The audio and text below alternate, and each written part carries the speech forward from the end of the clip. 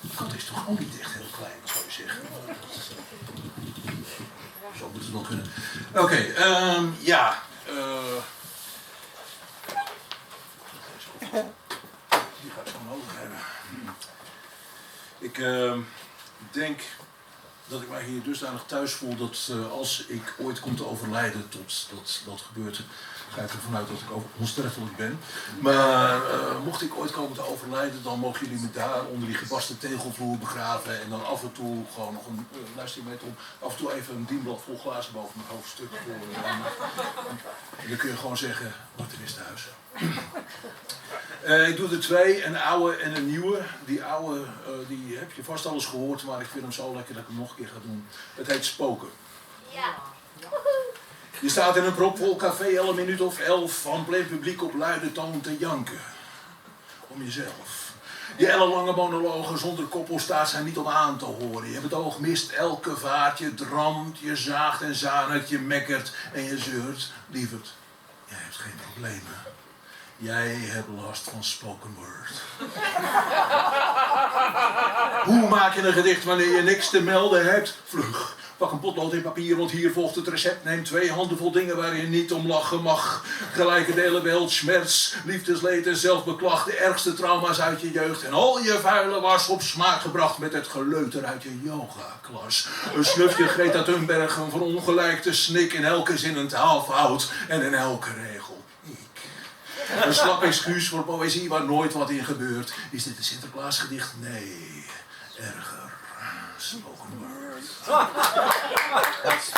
Je humorloze, glutenvrije havermelklyriek is niet normaal, is strontvervelend en ontbloot van iedere techniek. Het metrum is non-existent, het rijmschema is vrij, een thema is niet nodig, want het onderwerp ben jij. En denk erom, als je al 3 kwartier hebt volgedragen om je publiek nog even in het Engels door te zagen. My hope is lost, my dreams are crushed, my inner child is hurt. Please, doctor. Can you help me? I'm afraid it's spoken word. Verlos ons uit je lijden.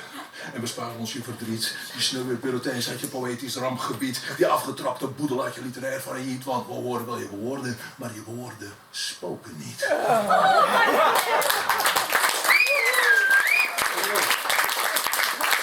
En ik ben niet zo heel erg into current affairs en zo. Dat zegt me allemaal niks.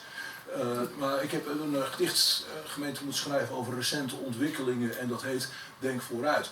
En u kunt dat vanuit uw positie niet zien, maar ik heb achter die titel ook een uitroepteken geschreven.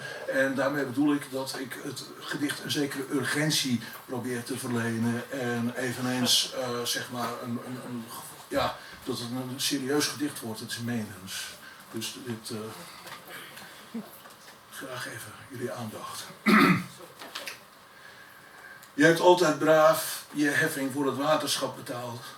Je erfpacht is geïnd en je belasting opgehaald. Je bent voor OZB en afvalstoffen aangeslagen. Je hebt je BTW en je accijnzen afgedragen. Jaren heb je krom gelegen en je welzijn zogezegd in de competente handen van de overheid gelegd.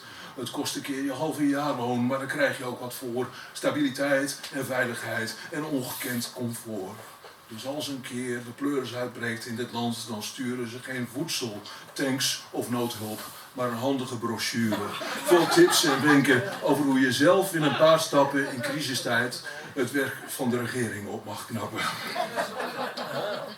Begin bijvoorbeeld door een noodpakket samen te stellen voor als je straks 3 dagen niet naar thuisbezorgd kunt bellen. Je redt het niet met koude thee en 2 rollen beschuit. Bepaal je eigen strategie. Wees slim en denk vooruit. Zorg in elk geval voor blikvoer. Ruim voldoende voor 3 weken. Een flinke voorraad lucifers, een warme paardendeken. Een kast vol goede boeken om de haak mee aan te steken. En ruim voldoende water. Voor wanneer de dijken breken. Toiletpapier en pasta. Het komt verdacht bekend voor. Toiletpapier en pasta die u vast nog over had. Een rubberboot, een hengeltje en brokjes voor de kat. Voldoende cocaïne voor een middelgrote stad. En een halve jaargang Playboy, want het internet gaat plat. Maar bovendien cognac in huis, genoeg voor 7 dagen. Een windbuks of een kruisboog om op duiven mee te jagen. Een Zwitsers leger mes om een konijn mee te fileren, tenzij je in zo'n buurt woont waar ze preventief fouilleren. Sixpack, WD-40, 20 rollen gaffertape, een rek vol flessen rode wijn, 2 kuub groene zeep, 3 wekpotten vol eigen teelt, 2 rollen vuilniszakken, een doos vaccinelichtjes om sardientjes op te bakken, een familiepak condooms, je zal maar zonder zitten, een rood-wit-blauwe vlag en voor de zekerheid een witte.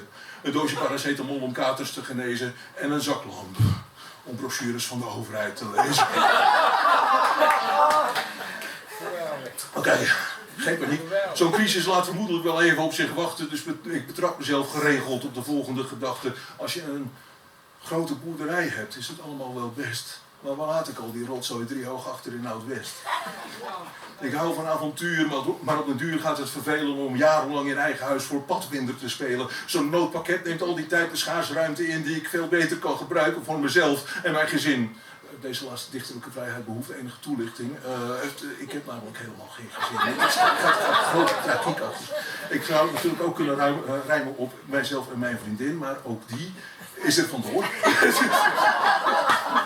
Maar goed, zo'n noodpakket neemt al die tijd de schaarse ruimte in die ik veel beter kan gebruiken voor mezelf en mijn gezin. Dus als er op een kwaaie dag weer hamsterweken zijn, dan ga ik met mijn eigen noodpakket naar Albert Heijn. Ik heb een heleboel vervangen door 1 baksteen voor de ruit van de dichtstbijzijnde supermarkt. Denk na en kijk vooruit.